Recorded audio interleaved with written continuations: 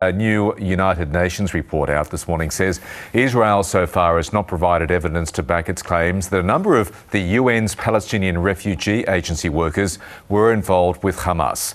The review found UNRWA is operating with robust frameworks to ensure neutrality, but the Israeli allegations against staff are still being investigated. Meanwhile, the head of Israel's military intelligence has stepped down over the October 7th military failures. And some say it could set the stage for more resignations. Isabella Higgins has more from Jerusalem.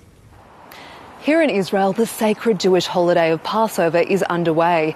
It'll see much of the country shut down for 24 hours of religious reflection. But some say the mood this year is a sombre one as war rages on. On Passover Eve, the head of the Israeli military intelligence unit resigned after accepting responsibility for failing to prevent Hamas's October 7 attack. 38-year-old Major General Aharon Haliva is among a number of senior commanders who said they had let their country down by failing to prevent this attack.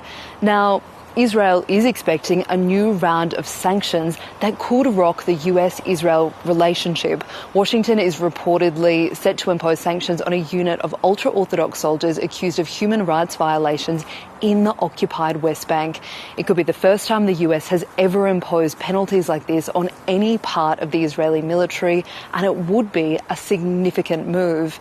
Meanwhile, a major review of the UN Agency for Palestinian Refugees, UNRWA, has been finalised. This review was set up in February after more than a dozen countries froze their funding for UNRWA over Israeli allegations that at least 12 of the agency's employees were directly involved in the October 7 attacks.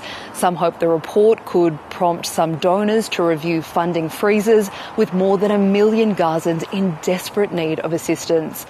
Overall, the findings of the review are that UNRWA has in place a very significant number of mechanisms and procedures to ensure compliance with the humanitarian principle of neutrality. Actually, they probably have a more developed system than other UN organizations or agencies. There's always room for improvement, and some issues related to neutrality persist. Once again, the UN officials have raised deep concerns about the worsening humanitarian crisis in Gaza.